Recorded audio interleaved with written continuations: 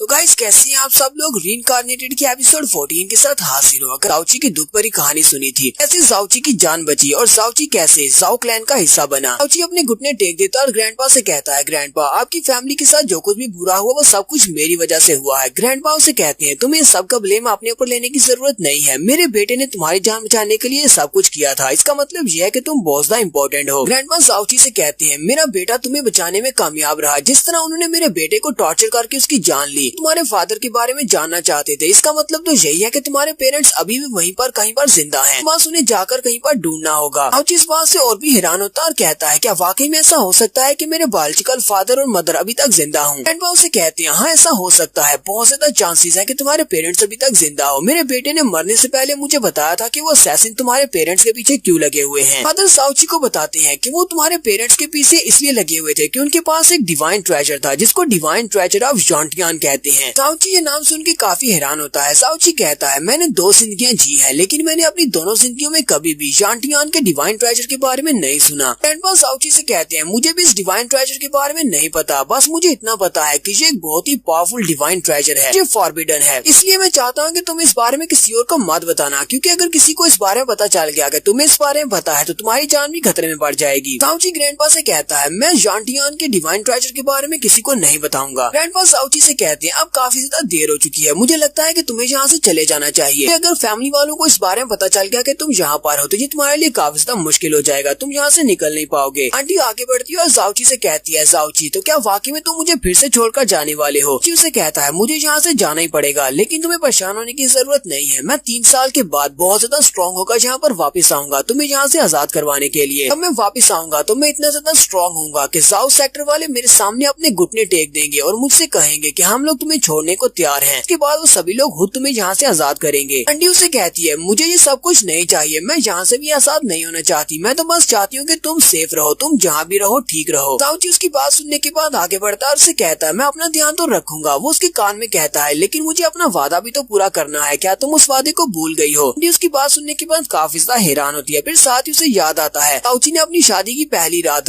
के नीचे बैठकर उसे कहा था कि अगर तुम मेरी आंटी नहीं होती तो फिर मैं तुमसे शादी कर लेता। तो आंटी इस बात को सोचने के बाद शर्माना शुरू कर देती है। अब जबकि ये दोनों भतीजा और आंटी नहीं है तो फिर इन दोनों की शादी हो सकती है, तो बस हमें इन दोनों की शादी का इंतजार करना है। तो यहीं से हमारा नेक्स्ट सीन जिया मैनर का दिखाया जाता है, यानी किंगजू के फैमिली का। किंगजू अपनी फैमिली अपने छोटे भाई और अपने फादर से मिलने के लिए आती है। उसकी मास्टर से कहती है, तो क्या तुमने अपनी फैमिली को गुड बाय बोल दिया। किंगजू अपनी मास्टर से कहती है, हाँ मैंने अपने छोटे भाई और अपने फादर को गुड बाय बोल दिया है, अब हम लोग जा सकते हैं। तो मास्टर किंगजू से कहती है, कल हम दोनों यहाँ से मिस्टिक वॉइड फ्लाइट टेक्निक को यूज करते हुए चले जाएंगे। मैं तुम्हें ये वाली टेक्निक सिखाऊंगी, इस टेक्निक की मदद से हम दोनों उड़ते हुए यहाँ से जाएंगे, लेकिन उसके लिए पहले तुम्हें मेरी की पावर के साथ फेमिलियर होना पड़ेगा। मैं अपनी मिस्टिक पावर्स को तुम्हारी बॉडी के अंदर इंसर्ट करती हूँ। सिस्टर अपनी मिस्टिक पावर्स को उसकी बॉडी के अंदर इंसर्ट करती है। वो उसे कहती है, अपने मन को शांत करो, इस सांस को रोक लो और साथ ही अपनी मिस्टिक पावर्स को यूज करो। मास्टर जैसे ही अपनी मिस्टिक पावर्स को किंगजू की बॉडी में ट्रांसफर कर रही होती है, वो बहुत ज्यादा हैरान हो जाती है और उसे कहती है, ऐसा कैसे हो सकता है। जो उसे कहती है, मास्टर क्या हुआ, आप इतनी हैरान क्यों हैं। मास्टर उसे कहती है, मुझे ये बताओ, मैं यहाँ पर तुम्हारे साथ नहीं थी, तुमने अपनी बॉडी के साथ कुछ टैंपरिंग तो नहीं की। किंगजू भी अपनी मास्टर की बात सुनने के बाद काफी ज्यादा हैरान होती है। मास्टर उसे कहती है, मैंने तुम्हें एक बार बताया था कि एक इंसान की बॉडी के अंदर टोटल 54 मिस्टिक मेरिडियंस होती हैं। एक इंसान की बॉडी के अंदर वो जितने ज्यादा मेरिडियन पॉइंट्स को अनलॉक कर सकता है, उसकी मिस्टिक पावर्स उतनी ज्यादा बढ़ती हैं। उसके पास लेवल अप करने के चांसेस उतने ही ज्यादा होते हैं। जितनी ज्यादा तुम्हारे पास मेरिडियन पॉइंट्स अनलॉक होंगे उतनी ज्यादा तुम्हारी पोटेंशियल होगी। एक इंसान जिसको हम जीनियस मानेंगे, उसके पास टोटल 15 मेरिडियन पॉइंट्स अनलॉक्ड होती हैं, उसे हम जीनियस कहते हैं। जो अपनी मास्टर से कहती है, मास्टर मुझे ये बात अच्छी तरह से याद है, आपने मेरी बहुत ज्यादा तारीफ की थी, आपने कहा था कि मेरे अंदर बहुत ज्यादा पोटेंशियल है। मेरी बॉडी के अंदर टोटल 21 मिस्टिक पॉइंट्स हैं जो कि अनलॉक हो चुके हैं, इसी वजह से मेरी पोटेंशियल बाकी नॉर्मल लोगों से ज्यादा है। लेकिन अब आप यहाँ पर इतनी हैरान क्यों हो रही हैं। मास्टर से कहती है, मैंने कहा था कि तुम्हारी बॉडी में 21 पॉइंट मेरिडियंस हैं जो कि अनलॉक हैं, लेकिन अब वो चेंज हो चुकी है। किंगजू अपनी मास्टर से कहती है, तो मास्टर अब मेरी बॉडी में कितनी ज्यादा मेरिडियंस हैं जो अनलॉक्ड हैं। मास्टर खुश होकर उसे कहती है, तुम्हारी बॉडी के अंदर जो मिस्टिक मेरिडियंस हैं वो अब ग्रो होकर ह्यूमनली मिस्टिक मेरिडियंस तक पहुंच चुकी हैं। तुम्हारी बॉडी के अंदर टोटल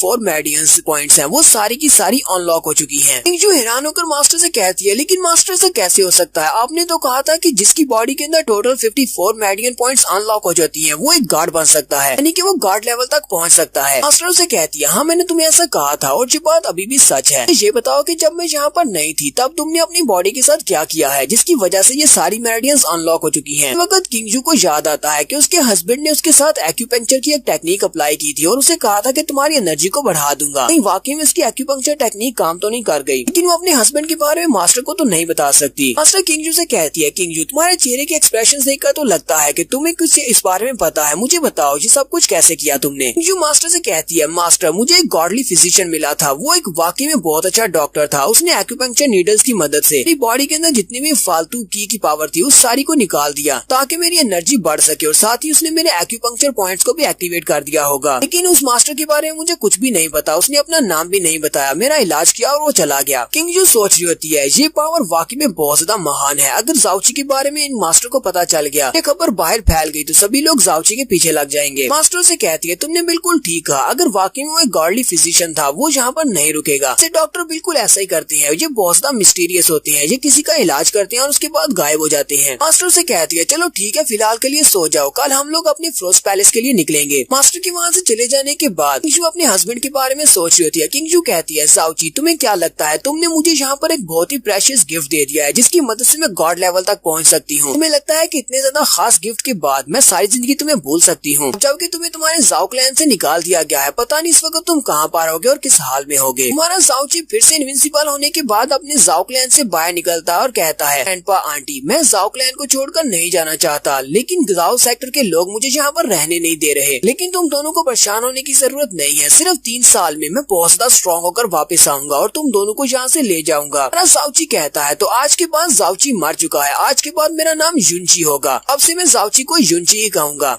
तो यहाँ से हमारा नेक्स्ट सीन सुबह का दिखाया जाता है। सुबह के वक्त एक रिमोट एरिया में एक टैवरन होता है, एक होटल, जिसके अंदर हमारा क्वांगजुन बैठा होता है अपने बटलर्स के साथ। वहाँ पर खाना खाने और शराब पीने के लिए बैठा होता है। क्वांगजुन अपने बटलर से कहता है, आखिर हमें वापस पहुँचने में कितना ज्यादा टाइम लगेगा, मेरा सेक्टर कितना ज्यादा दूर रह गया है। उसका बटलर उससे कहता है, सर अभी हमें तकरीबन 1000 मील और ज्यादा सफर तय करना है, अभी तो बहुत ज्यादा दिन लगेंगे। क्वांगजुन गुस्से के साथ उनसे कहता है, मैं इस होटल में नहीं रुकना चाहता, एक सेकंड के लिए भी नहीं। मुझे नहीं लगता कि कोई परिंदा भी यहाँ पर आकर पॉटी करना चाहेगा, ये एक बहुत ही गंदी जगह है। ऊपर से इन लोगों ने मुझे कितनी ज्यादा घटिया वाइन दे दी है, क्या ये इंसानों के पीने लायक भी है? तो बटलर उसे कहता है, सर आपको ये सब कुछ बर्दाश्त करना पड़ेगा, इस पूरे के पूरे एरिया में सिर्फ एक ही होटल है जहाँ पर वाइन मिलती है, इसके अलावा होटल ही नहीं है। यहीं पर होटल के दरवाजे के ऊपर एक बैंडिट आकर किक मारता है, तो ये बैंडिट्स की एक गैंग होती है जो कि अंदर आ जाते हैं। वो अंदर आते ही कहते हैं, बहुत ज्यादा प्यास लगी है, जल्दी से जल्दी हमारे लिए अच्छी सी वाइन लेकर आओ। वहाँ पर होटल के अंदर जो लोग बैठे होते हैं वो उन बैंडिट्स को देखकर कहते हैं, ये लोग तो सिल्वर ड्रैगन मर्सिनरी ग्रुप से हैं। जबकि दूसरा कहता है, ये सभी लोग बहुत ज्यादा बुरे हैं, जहाँ भी जाते हैं बस मुफ्त की चीजें उठा लेते हैं और जिसको चाहे उसको मार देते हैं। तीसरा उसे कहता है, जरा आहिस्ता बात करो, अगर उसने सुन लिया तो हमें भी मार डालेगा। तो सभी लोग जाकर अपनी टेबल पर बैठते हैं, तो वहीं पर उसके बॉस का साथी उसे कहता है, बॉस वहाँ पर देखो वो चिकना लड़का बैठा हुआ है, जरा उसके कपड़े तो देखो, लगता है कि वो किसी बड़ी फैमिली से है। तो उनका बॉस कहता है, हाँ मुझे उसके कपड़े देखकर तो लगता है कि उसके कपड़े भी काफी ज्यादा महंगे होंगे, चलो जल्दी से जाकर उसको लूटते हैं, उसके कपड़े भी उससे छीन लेते हैं, ये तो काफी महंगे बिकेंगे। जबकि उसका बटलर भी उन सभी की तरफ गुस्से से घूर घूर कर देख रहा होता है।